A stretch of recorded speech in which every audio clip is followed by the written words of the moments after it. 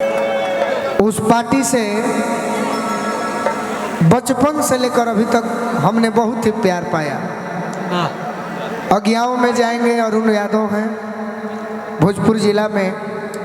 मैंने भी गाया है गोलू जी। कौन सा तू गाई? मैंने गाया है यूपी चली है डिम्पल भाभी जिसके के 1.5 करोड़ उसके व्यू हैं, उसको गाया है मैंने। कुछ बिहार के लिए भी गा दीजिए, तेजस्वी जी के लिए। है तो एक ही चीज ना, दोनों लोग बटे थोड़ी हैं। दीजिए माइनर। एक गीत हम आपको बताते हैं। अच्छा ठीक है, बताइए, हम साथ में गाते हैं। आपकी जैसी लड़की पत्नी कहते हैं अपने पति से, क्या कहती है? कि घरे आजा धोई के करे नी आए राजा जी। अरे घरे आजा धोई के करे नी आए राजा जी। काहे खाती? काहे खाती? अरे सबका से आगे ललटे नी आए राजा जी। सबका से आगे ललटे नी आए राजा जी। घर आजा धोई के करे नी आए राजा जी। घर आजा धोई के करनी आए राजा जी। सबका से आगे ललटनी आए राजा जी। सबका से आगे ललटनी आए राजा जी। लालू जी के अबकीब सबरी बल्ला यह बट चरचा देहात चाहे सो। यह बट चरचा देहात चाहे शहर। यह बट चरचा देहात चाहे शहर। लालू जी के अबकीब सबरी बल्ला यह बट चरचा देहात चाहे सो। यह बट चरचा देहात चाहे। अब की बिहार में भैया रंजीत भैया हम कहतनी कि आवे वाला समय तो आ गया था, लेकिन धोखा हुआ। लेकिन अब की बार गारंटी के साथ कहते हैं, भाजपा के बनी ना बहानी आए राजा जी। भाजपा के बनी ना बहानी आए राजा जी। और का कहताड़ी घर में से कोनी आए राजा जी। कहताड़ी घर में से कोनी आए राजा जी। सबका से आगे ललटनी आए राजा जी। सबका से आगे ललटनी आए राजा जी। लेकिन एक जीवन की सच्चाई है, सभी नेता एक तरफ है, लेकिन आखिर क्यों लालू जी ही साजिश के तहत क्यों बार बार जेल जाते हैं? अभी मेरा एक गाना लॉन्च होगा, गा दीजिए।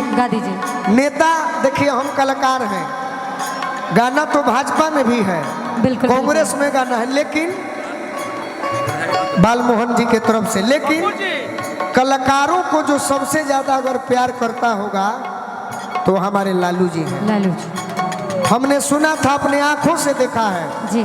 भिखारी ठाकुर जी के पार्टी के करीब 18 लड़के जो नाटक खेलते थे बिना पढ़े लिखे, जी जी, उनको पता चल गया कि एक कलाकार हैं। एक ही दिन 18 लड़कों को रेलवे में नौकरी दिए थे लालू। क्या बात है, एक जोरदार ताली होना चाहिए। आरा में रमना मैदान में जब पहली बार हमसे मिले तो हमें गीत गाए थे, सब लोग की बोले दत्तावा पीस के हटाई नीतीश के ना। सब लोग की बोले दत्तावा पीस के। गोलू राजा के दूध पिए खाती 1 लाख रुपया। अरे बाप रे, क्या बात है। दूध पिए खाती तो लगते बा कि रउआ एकदम कच्चा दूध पी के तबे न हो। काचा ना वहीं से गाय के उहे पाकल। जी जी, चपक तो वही न रउआ एकदम धुरंधर व्यास। सच में कया चुमड़ुए कोई ताल ठोकी। अब की तेजस्वी जी के केहू नहीं रोकी। अब की तेजस्वी जी के केहू नहीं रोकी। खाली देरी बाटे के 2 बारिश के।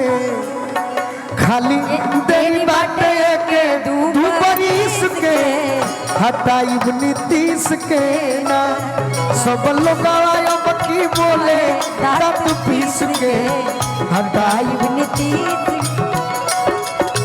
लालू जी ज्योति जी एक ऐसे नेता थे जो गरीबों का मसीहा कहे जाते हैं आज भी। सही बात। उनको जेल पता है क्यों भेजा जाता है? क्यों? हम बड़ाई दिल से कर रहे हैं, ये नहीं कि मंच नहीं पर आए नहीं, हैं। मैं जान रही हूँ, मैं हमको विधायक जी आपका बुला मंच दिए। में देखती हूँ, हाँ। मुझे पता है। ऐसा नहीं है कि विधायक जी हमको और बुलाए आप हैं। झूठी तारीफ किसी की करते भी नहीं है, बिल्कुल।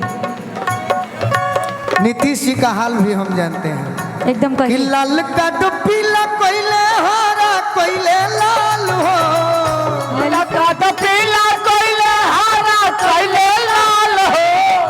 भौजी लोग के पेंशन मिले, अरे ई है इनकर हाल हो। ये इनकर हाल हो, ये इनकर हाल हो। जीवन के सच्चाई बा रंजीत भैया। का बात। कतही काम नहीं हो तो बिना फीस के, कतही काम नहीं हो तो बिना फीस के हटाइब नीतीश के। लेकिन एगो गीत बा हमारा पंकज भैया के फरमाइश कि भेज तो 4G के मोबाइल तत्काल राजा जी। क्या बात है? तो मनवा करे मोती वीडियो कॉल राजा जी, मनवा करे बाती। आवा आवा आवा आवा हई रे। एक आदमी है थर का पर रहल बाड़े, ना ना मिर्गी आ गइल बा। ऐसे मत बोलिए, माइक में नहीं। भैया